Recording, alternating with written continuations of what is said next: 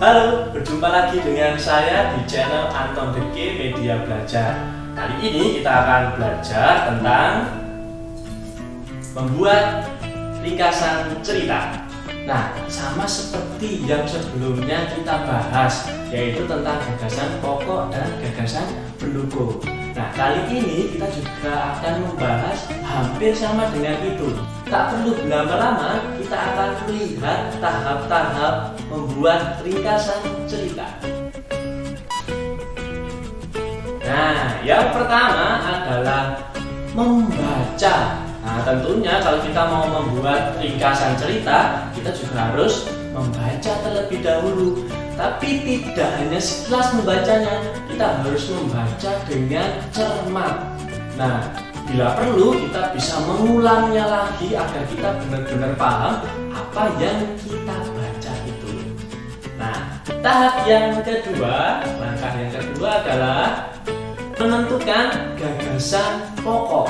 Nah, dari kalimat-kalimat yang ada, kita bisa menentukan inti dari paragraf yang kita baca.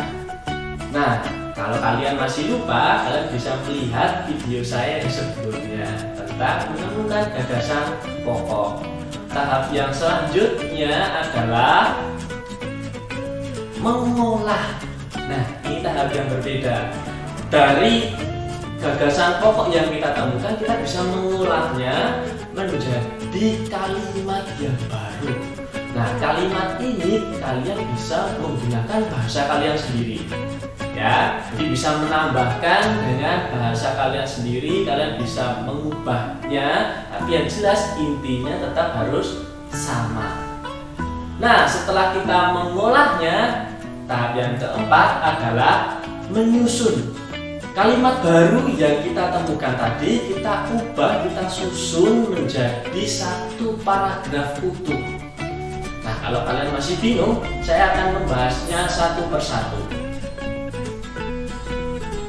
Nah, ini saya mempunyai sebuah cerita, yaitu Tari Serimpi. Nah, kita baca ya. Tari Serimpi merupakan tarian yang berasal dari daerah Jawa Timur dan Yogyakarta. Tari Serimpi termasuk ke dalam tarian klasik. Ada berbagai jenis tari serimpi yang dikenal masyarakat Jawa Tengah dan Yogyakarta.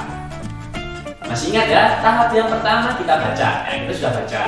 Tahap yang kedua adalah menentukan gagasan pokok. Nah, dari paragraf ini, sebelum menentukan gagasan pokok, kita harus menemukan kalimat utamanya. Nah, kalimat utamanya adalah di awal. Tari Serimpi merupakan tarian yang berasal dari daerah Jawa Tengah dan Yogyakarta. Kita bisa mengambil inti dari kalimat utama ini yang disebut dengan gagasan pokok. Gagasan pokoknya adalah Tari Serimpi berasal dari daerah Jawa Tengah dan Yogyakarta. Ingat ya. Nah, kita bisa mengolahnya menjadi kalimat yang baru, yaitu Tari Serimpi berasal dari daerah Jawa Tengah dan Yogyakarta yang memiliki beberapa jenis tarian. Nah, kita bisa menambahkan dari kalimat yang ada di sini. Kita bisa menambahkan gagasan pendukungnya sebagai pelengkap dari kalimat baru yang kita buat. Ya, setelah kita olah, kita ambil gagasan pokoknya, kita juga bisa mengambil gagasan pendukung sebagai pelengkap. Ya, nanti kelihatan ya dari kalimat utama, gagasan pokok, sekarang kalimat baru.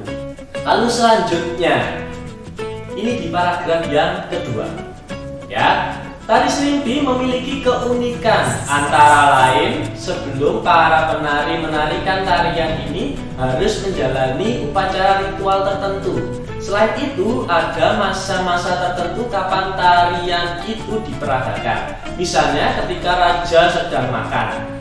Tari Serimpi hanya ditampilkan pada waktu dan tempat yang terbatas.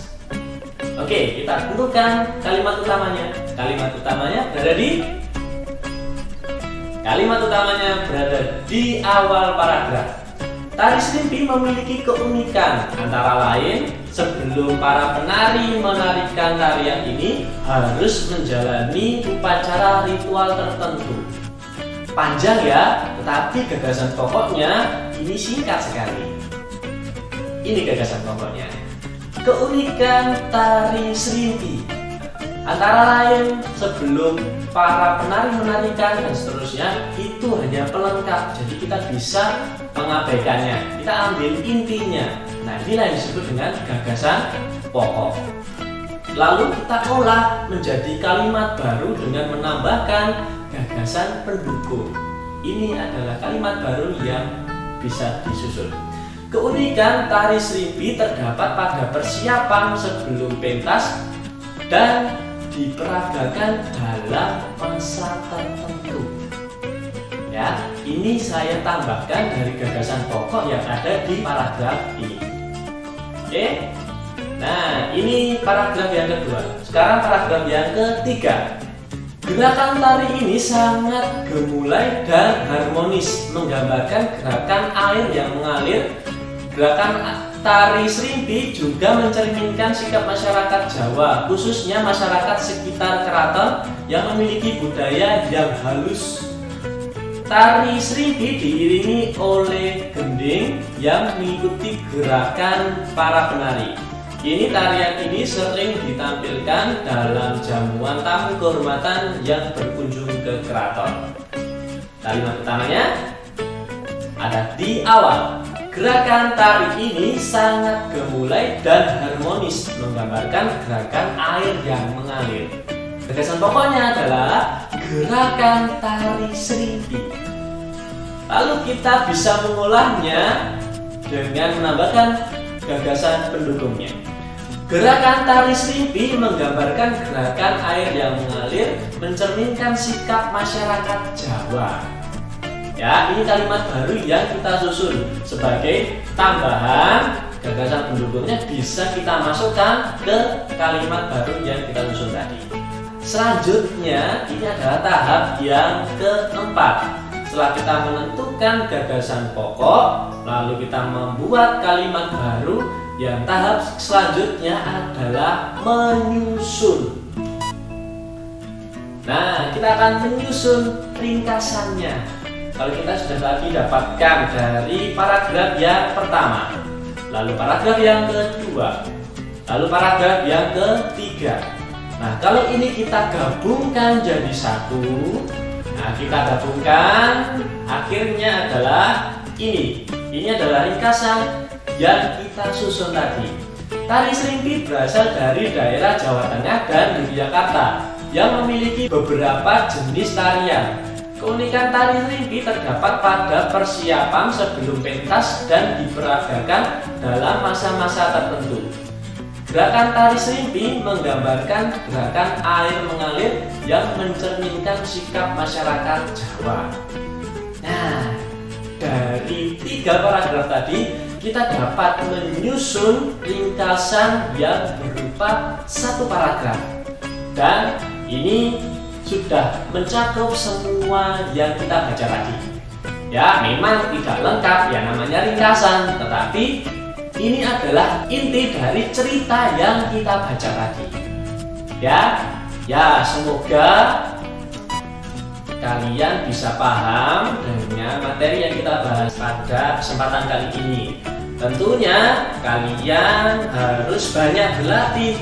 Ya, banyak membaca, lalu pahami isinya, lalu kita bisa membuat ringkasannya. Yang paling penting adalah kita mau belajar terus. Nah, kalau kita mau belajar tentang gagasan pokok, membuat ringkasan, kita juga harus mau membaca. Nah, dengan membaca, wawasan kita akan semakin bertambah, lalu kita akan semakin menemukan ilmu-ilmu baru yang dapat kita gunakan dalam kehidupan kita sehari-hari. Baik, sekian pembahasan kita kali ini. Nah, saksikan terus, tonton terus video-video saya akan mengulas materi-materi yang akan menambah wawasan kalian, menambah pemahaman kalian dengan menonton video yang selalu saya bagikan. Jika kalian tertarik dengan video ini, jangan lupa untuk like, subscribe, lalu share, dan bagikan ke banyak orang sehingga banyak orang juga semakin tahu tentang materi-materi yang saya bagikan. Dadah!